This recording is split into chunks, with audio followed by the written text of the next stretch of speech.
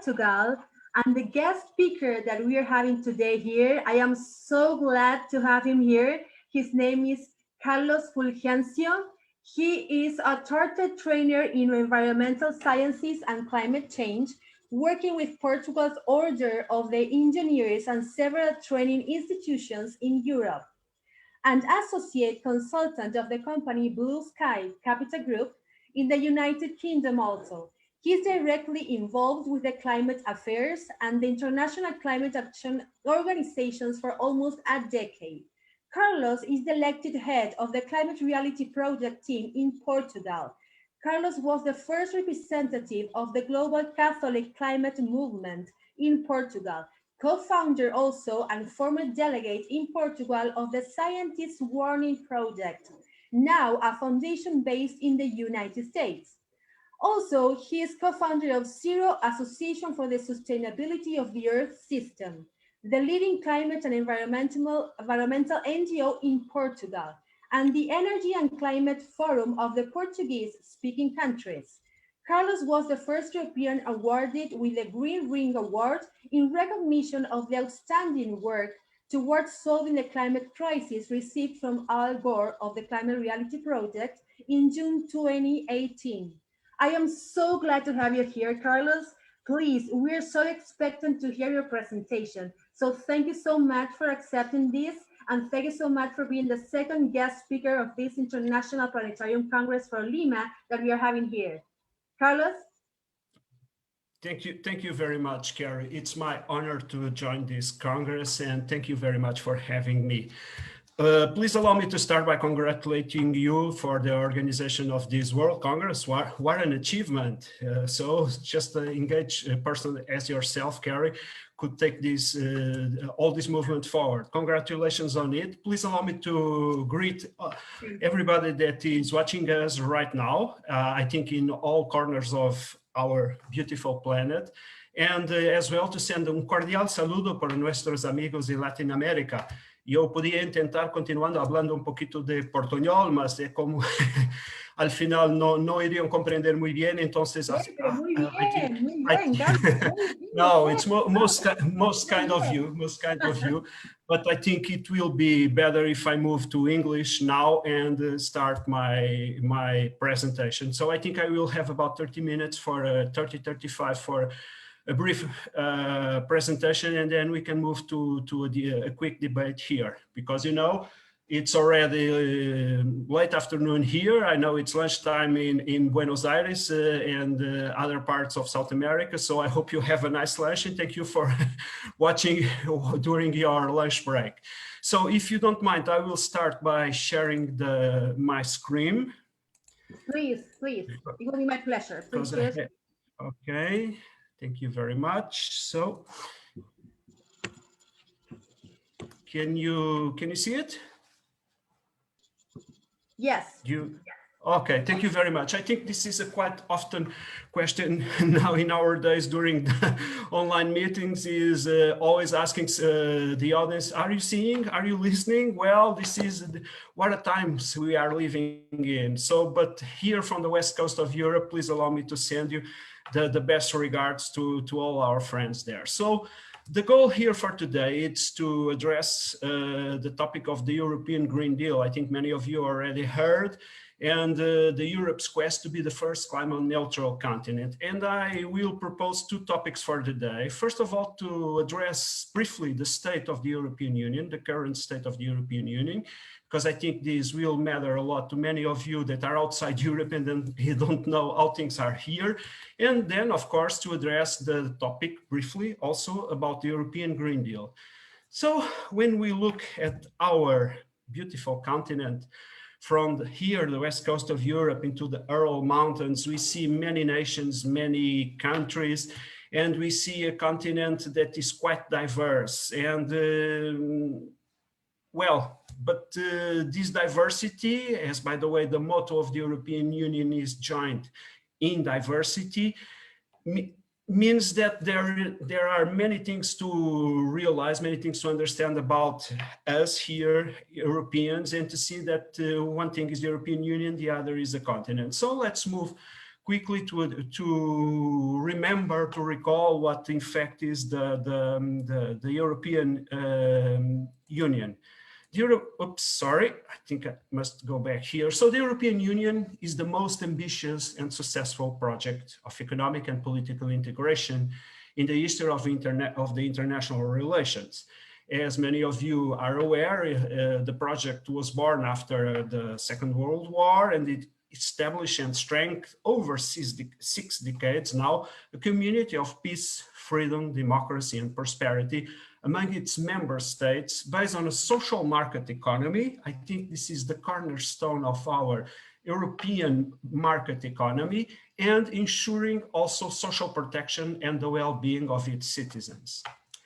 The goals and values of the European Union form its basis and are laid out in the Lisbon Treaty that was signed here in Lisbon in 2007, and are also laid out in the European Charter of Fundamental Human Rights that was proclaimed by the 3 main European bodies, the European Parliament, the European Commission, and the European Council in 2000. So these 2 bodies of law, because I think I'm addressing here a majority of lawyers, are the cornerstones of our legal system in Europe. The Treaty of the European Union, the Lisbon Treaty, and the EU Charter on Fundamental Rights. So, and as I think many people are not aware, in 2012, the European Union was awarded the Nobel Peace Prize for advancing the causes of peace, reconciliation, democracy, and human rights in Europe. So we were recognized by the Nobel Committee itself as a landmark bringing the peace to the world. The European Union values should, and I underline this word, should be common to all the European countries in a society in which inclusion, tolerance, justice, solidarity, and non-discrimination would prevail. The question in our days is to know if they are in fact in law or they are not. So these values are values such as human dignity, freedom, democracy, equality, the rule of law, that is very important, and of course, the respect for the basic human rights. So let's now briefly address the first part, the state of the European Union. And on this, I will propose we take a glimpse over 4 topics. The first is the EU now, the current state of the European Union in 2020. Then the Brexit, still unfinished. The procedures under Article 7, still to move forward. And the recovery plan, the economical recovery plan, still waiting for co-legislators' agreement. So as you may see, still, and still. So Europe, right now in 2020, is still standing still. So let's start by the current moment, the state of the European Union in 2020. The EU in 2020, united in diversity, as I mentioned earlier, is the EU's motto, and the EU comprises about 445 million people. This counts for about 7% of the world population. So we have a small percentage of the world population on a very large piece of land, on almost a full continent. We have 27 member states with 24 official languages. So you can see the variety here in our Europe. And when we compare to South America, Mercosur, and the other spaces of integration, where you have just 1 or 2 official language, over here we have 24 in 27 member states. 19 of those member states, so 19 out of 27, have the euro as their official currency. It's the so-called Eurozone. The others don't. And as well, 22 out of 27 member states are members of the Schengen free border area. So the Schengen free border area sets forward free area where people and goods can freely circulate. By the way, the Schengen Agreement is just about people. The goods is about the common market.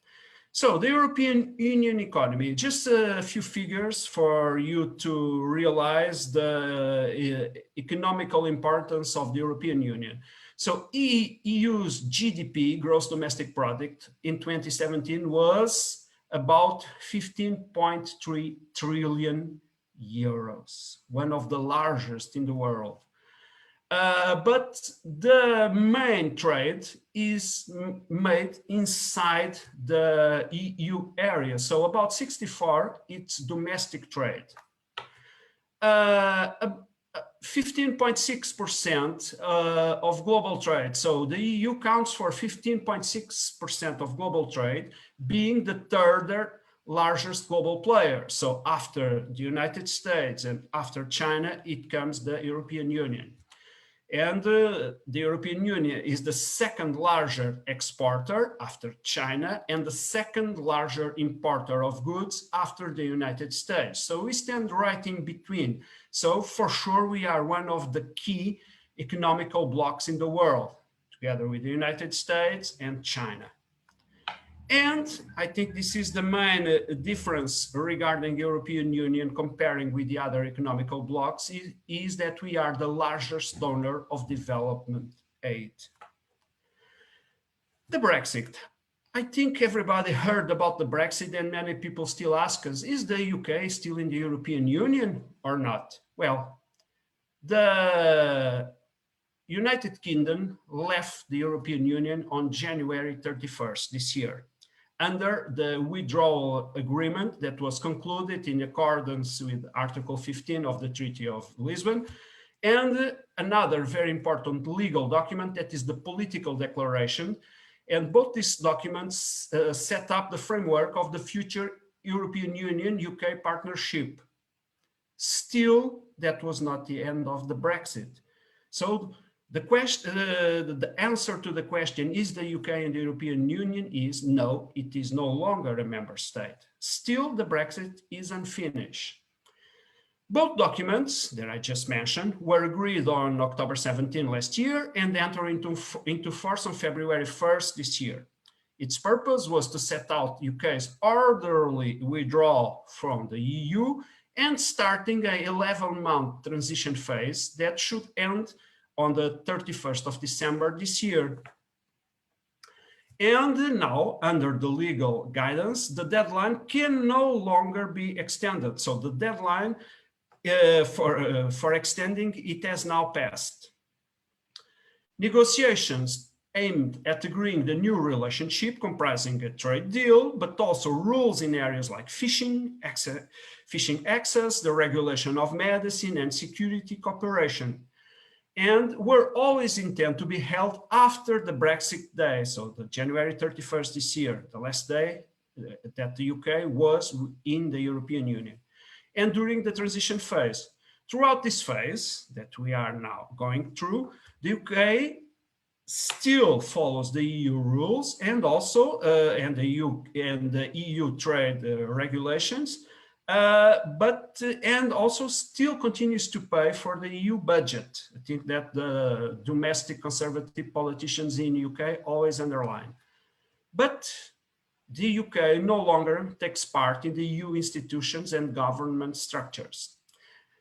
By keeping most things the same, the idea behind the transition period was to give both sides breathing space, because we can all remember that the negotiations were quite tense.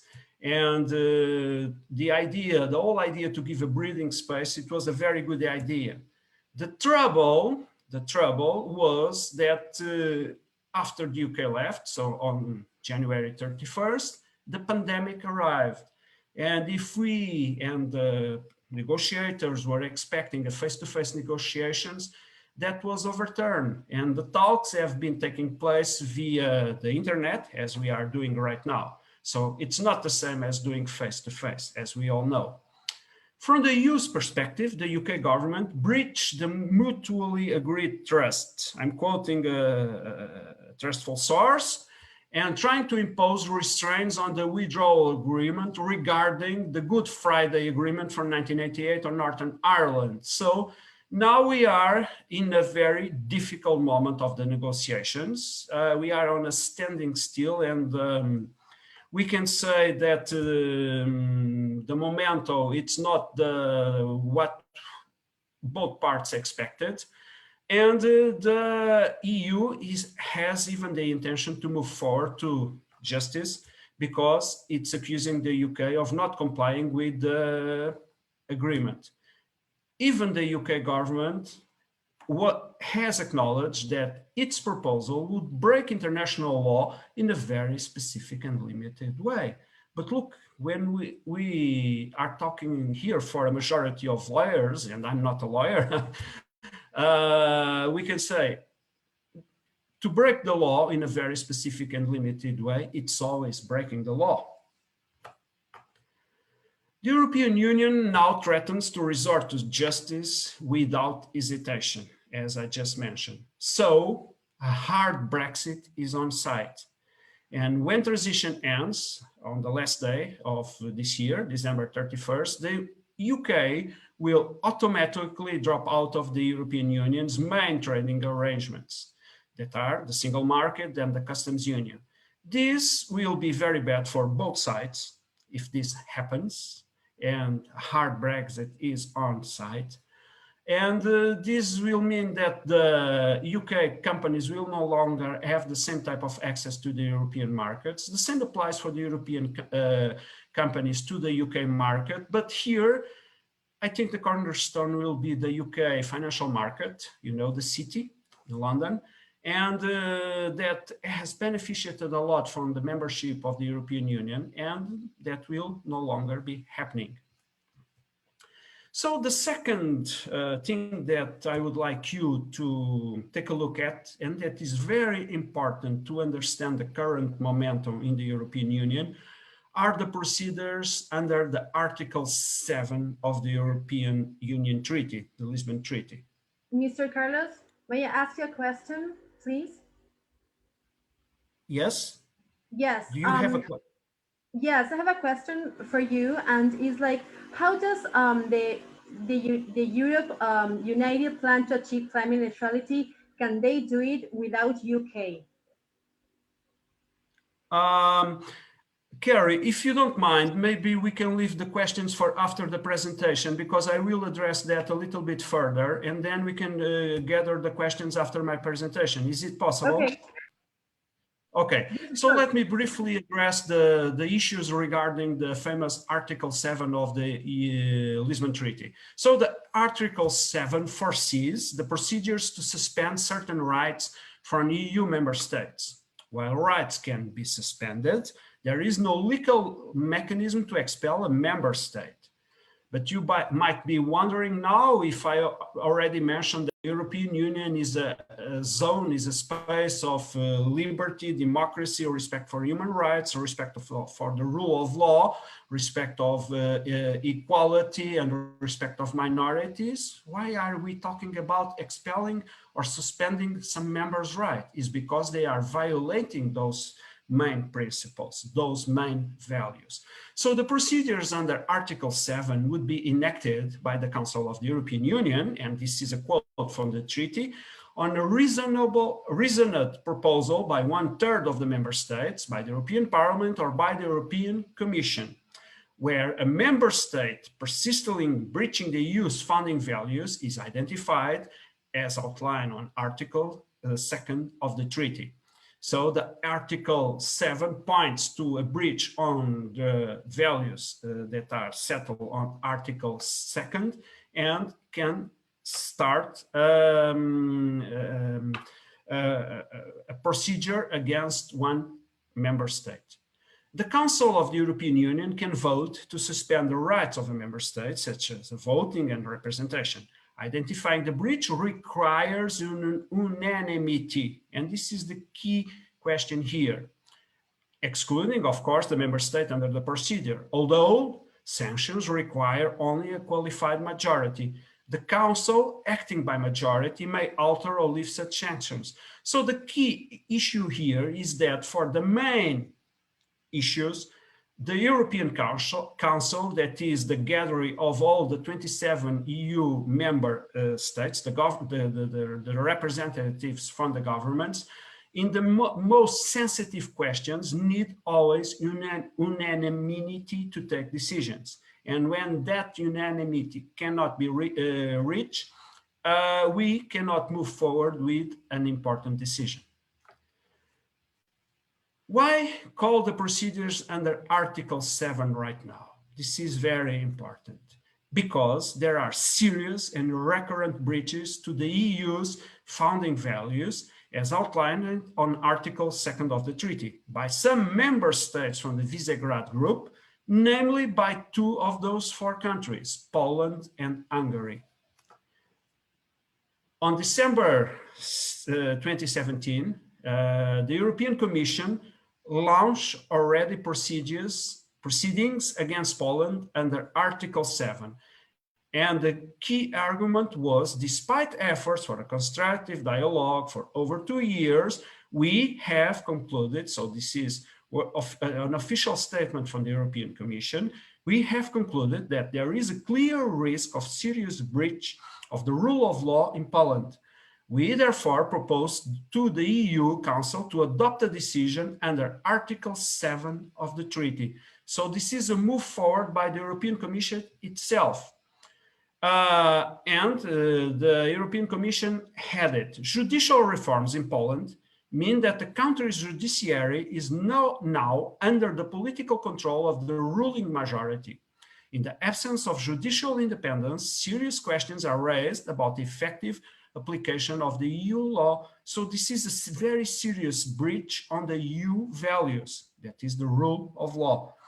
The Polish president, of course, rejected this EU's rhetoric as lies and said it push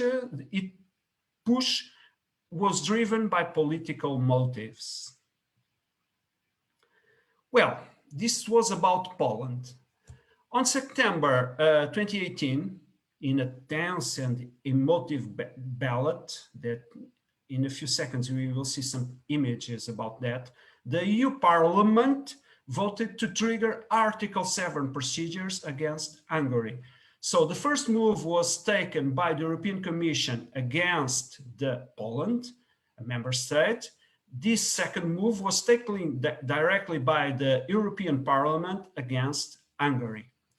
And the reason was that Viktor Orban's government, so the Prime Minister of Hungary, was accused of silencing media, targeting NGOs, and removing independent judges. More recently, already this year, with the pandemic argument, the government stopped responding to Parliament and started to govern by decrees. So the government no longer responds to the Parliament. So this is, in practical terms, the end of democracy, a founding value of the European Union. Mr. Shortly Carlos, after the... Yes. I'm sorry, we're having like 1 minute. To the presentation? Yes. But it wasn't supposed to be 30 minutes.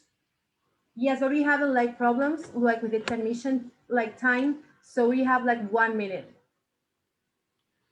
Well, if we have one minute, let me just finish this topic here, but I will be by 1/4 of the presentation. So this means that, of course, from the Hungarian government's standpoint, they did not agree with this decision from the European Parliament.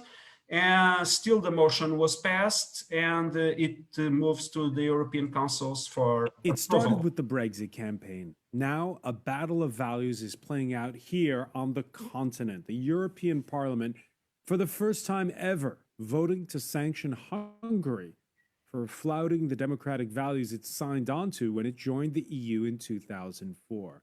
So what happens next, and who is next? Poland, perhaps soon Romania, also in the crosshairs of those who worry that a blind eye to basic rule of law will ultimately reduce Europe to a mercantile free trade zone, which is what some espouse. Or should the EU, well, just be a smaller club? Those are some of the options. Recently, while Viktor Orban was touting his anti-immigrant, anti-Muslim view of, quote, illiberal democracy on a visit to Italy's far-right Deputy PM Matteo Salvini.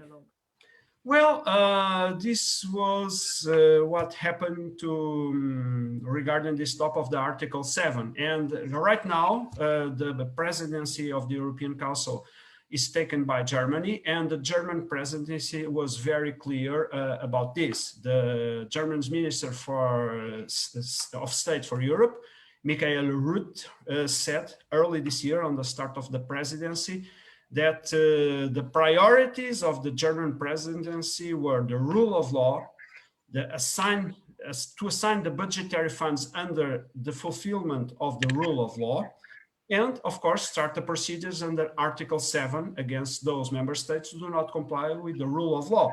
So we are facing a very serious situation in Europe regarding these member states that are breaching the main European values. So this is about 1/4 of my presentation. But please allow me to finish with a quote from my country fellow, Antonio Guterres, the Secretary General of the United Nations, always a message of hope. And Mr. Guterres said last year on an interview that we need to keep telling the truth to people and be confident that the political system, especially democratic political systems, will in the end deliver. And well, keeping it to 1/4 of what I was expecting to present resumes most of what I had to say. But still, I'm open to questions if you have some. Yes, I have two questions. Who will pay for the Green Deal? Of course, that is a very important issue here. So the European Commission will assign the new the funds under the new Europe's budget. So we will have a budget for 6 years. 6 years term, and the priority will be given to the green recovery and also for the digital society. So it is a matter of assigning the funds as well. The European Central Bank is now purchasing public debt, and the ceiling that the member states had of 3% of GDP on public debt was cut off during the pandemic or because of the pandemic, and now the states can have larger debts. That is not good in long terms, but can recur. Okay. Okay. Thank you so much, Carlos, for your presentation. It was amazing. So thank you so much, everybody, for listening to this, and I will welcome you to the next panel that we have of a public debt and the new assignment